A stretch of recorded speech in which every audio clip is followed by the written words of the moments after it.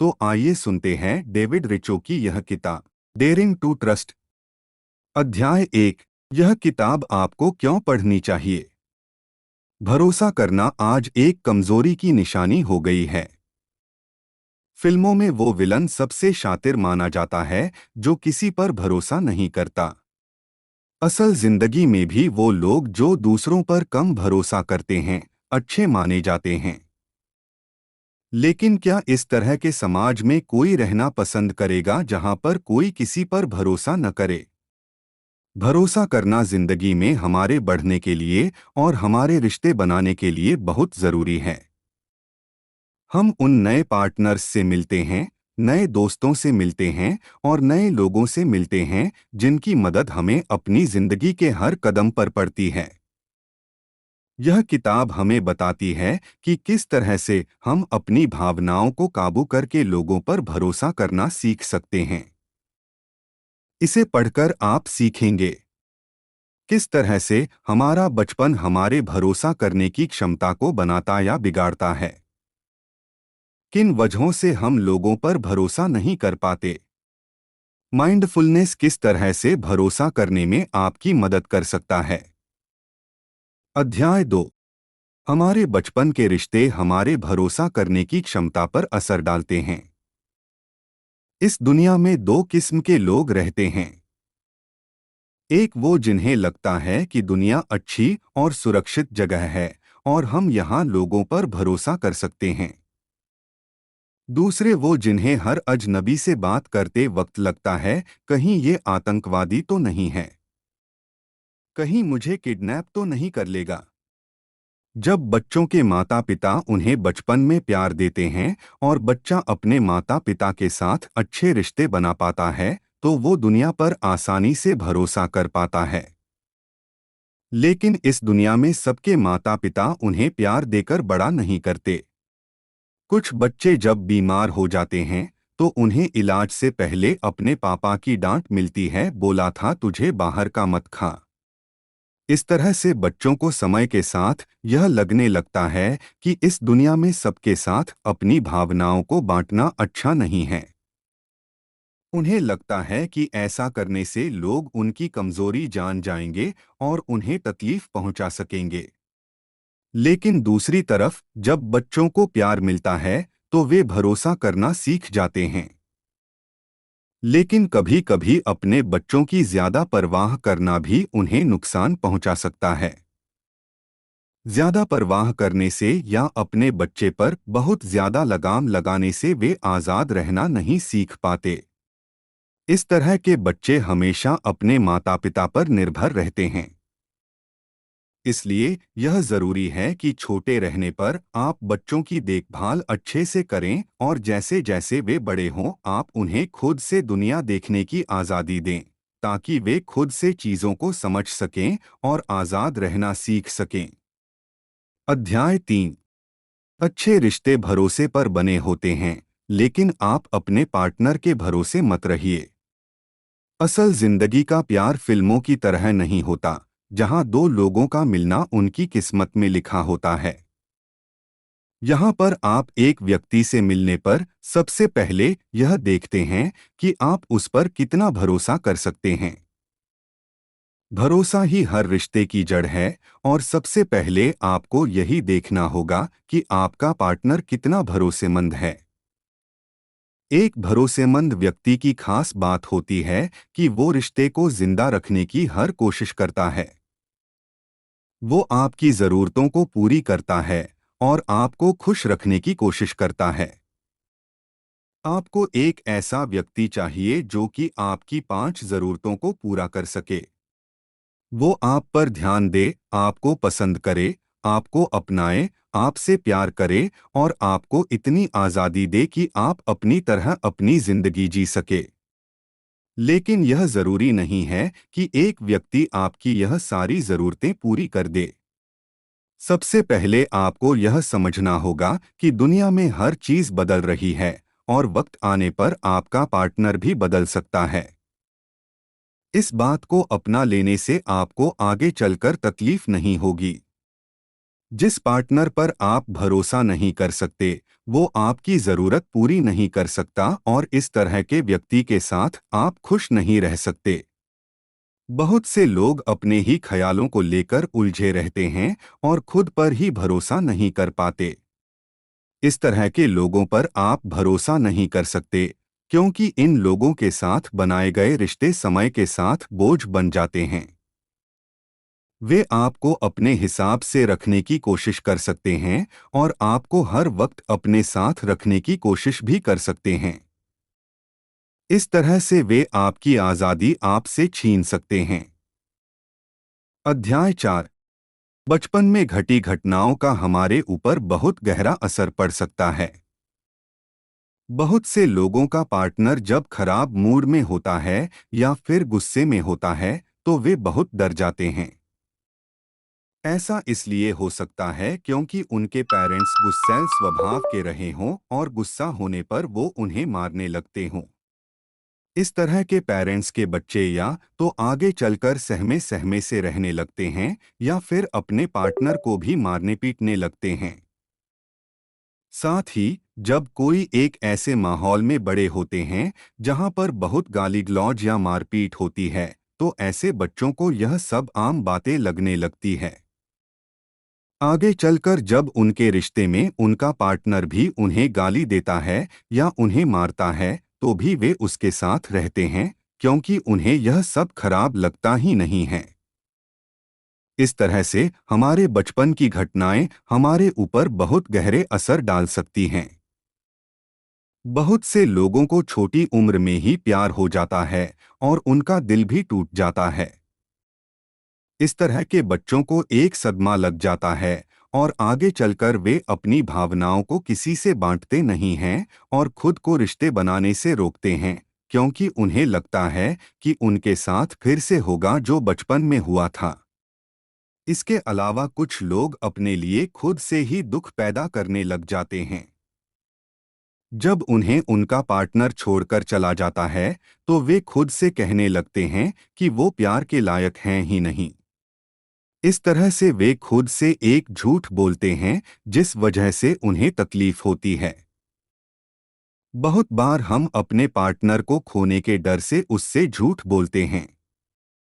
कुछ लोगों को ड्रग्स की लत होती है और वो इस बात को अपने पार्टनर से छुपाते हैं क्योंकि उन्हें लगता है कि उनका पार्टनर उन्हें छोड़कर चला जाएगा। इस तरह से झूठ बोलना भी आपके पार्टनर के भरोसे को कमजोर बना सकता है। अध्याय 5। शांति और आज़ादी पाने के लिए आपको सबसे पहले खुद को अपनाना होगा। कहते हैं नेगेटिव इमोशंस का होना बुरी बात नहीं है, लेकिन नेगेटिव इमोशंस का होना और उन्हें अनदेखा बहुत बुरी बात है। बहुत से लोग वो बनने की कोशिश करते हैं जो वे नहीं हैं। वे अपने पार्टनर को खुश करने के लिए अपने ऊपर एक मास्क लगा लेते हैं, जिससे आगे चलकर वे खुद ही उसमें फंस जाते हैं। सबसे पहले आपको खुद को अपनाना होगा। आपको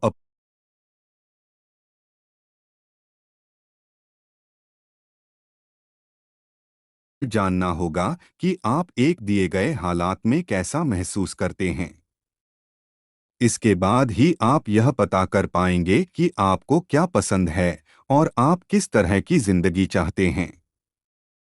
साथ ही आप अपनी भावनाओं को दबा कर रखना बंद कीजिए। भावनाओं को दबा कर रखने से वो खत्म नहीं हो जाती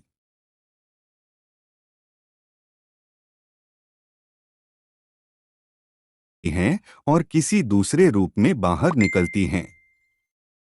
एक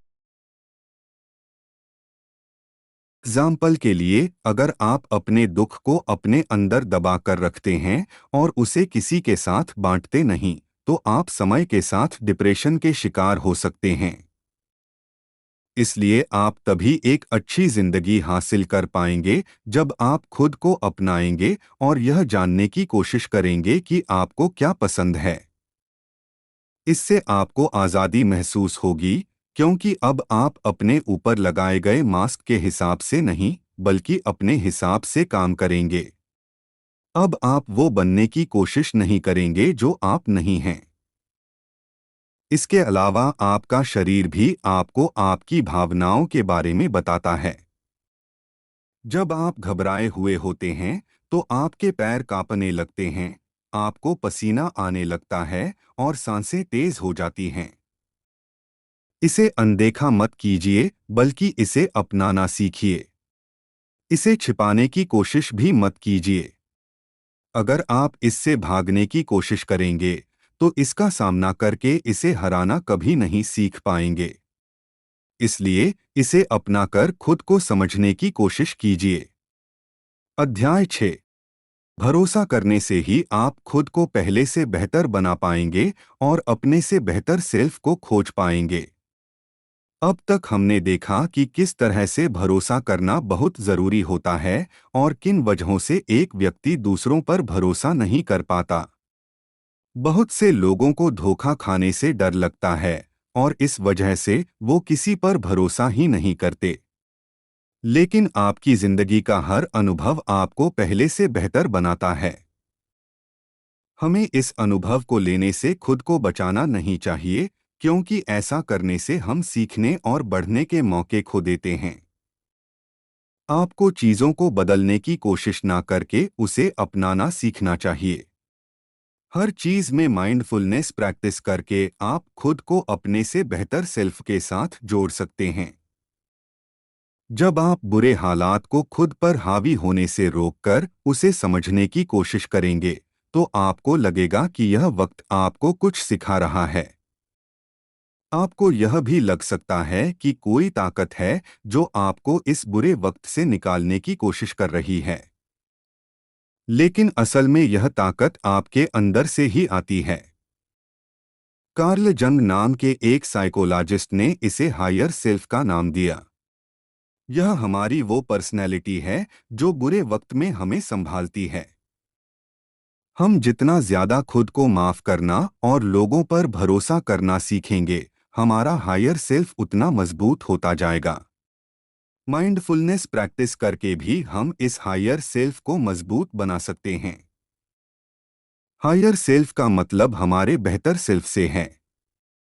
यह हमसे बेहतर इसलिए है क्योंकि हम डर कर वो काम करने लगते हैं जो हमें नहीं करना चाहिए।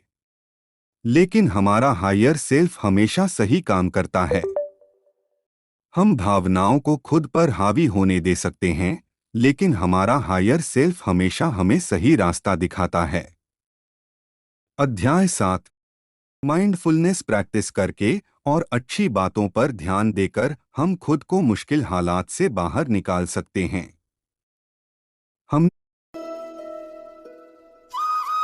हायर सेल्फ के साथ खुद को जोड़कर खुद पर काबू पा सकते हैं। माइंडफुलनेस की मदद से हम इस हायर सेल्फ को मजबूत बना सकते हैं, क्योंकि इसकी मदद से हम अपनी भावनाओं को खुद पर हावी होने से रोकते हैं और चीजों पर ध्यान देकर उन्हें समझने की कोशिश करते हैं। जब हम भावनाओं में बहने लगते हैं तो हमारा खुद पर से काबू छूट जाता है। हम यह तय नहीं कर पाते कि हम सही कर रहे हैं या गलत। लेकिन जब हम खुद के साथ जुड़ने की कोशिश करते हैं और रुककर चीजों को समझने की कोशिश करते हैं तो हम बेहतर फैसले ले पाते हैं। माइंडफुलनेस प्रैक्टिस करके आप भरोसा करना सीख सकते हैं। आप अपनी भावनाओं को सही या गलत ना कहकर सिर्फ उन पर ध्यान दीजिए। जब आप अपनी कुछ भावनाओं को गलत कहते हैं तो आप उन्हें अपनाने से पीछे हट जाते हैं। इसलिए उन्हें अच्छा या बुरा मत कहिए। इस तरह से आप अपनी भावनाओं को अपनाकर उन्हें काबू करना सीख पाएंगे। इसके साथ ही आप अच्छा सोचकर खुद को खुश रख सकते हैं। जब हालात खराब हो जाएं, तो आप खुद से यह मत कहिए कि ऐसा मेरे साथ ही क्यों होता है। आप खुद से कहिए कि मैंने पहले भी इस तरह के हालात का सामना किया है और मैं अब भी कर सकता हूं। इस तरह से अच्छा सोचने पर आपको हालात से लड़ने की हिम्मत मिलती है और आप खुश रहते हैं। नेगेटिव ख्याल अपने साथ और दुख लेकर आते हैं और साथ ही वो आपकी एनर्जी भी खा जाते हैं। अध्याय 8 सारांश। हम बहुत सी वजहों से लोगों पर भरोसा नहीं कर पाते। कभी कभी हमें धोखा खाने का डर होता है, तो कभी कभी हमारे बचपन के कुछ अनुभव हमें लोगों से अलग करके रखते हैं। लेकिन भरोसा करना और अच्छे रिश्ते बनाना हमारे बढ़ने के लिए और हमारी मानसिक सेहत के लिए जरूरी है। माइंडफुलनेस प्रैक्टिस करके हम अपनी भावनाओं पर काबू पाना और लोगों पर भरोसा करना सीख सकते हैं। अपने दर्द को अपना लीजिए। बहुत बार हम दर्द भरी यादों को अपने दिमाग में दोहराते रहते हैं। ऐसा करने से वो और बढ़ जाते हैं और हमें तकलीफ देते हैं। आप अपनी भावनाओं को अपनाना सीखिए और उसके पीछे की वजह को भी अपना लीजिए। इस तरह से आप उससे उभर पाएंगे। किताबी पर मधुर के साथ आप सुन रहे थे डेयरिंग टू ट्रस्ट, जिसके लेखक है डेविड रिचो। ये समरी आपको कैसी लगी? इस पर अपने सुझाव, परेशानियां या किसी नई समरी को ऐड करने के लिए हमें कॉन्टैक्ट अस से संदेश भेजें। तब तक के लिए सुनते रहिए और हर रोज आगे बढ़ते रहिए।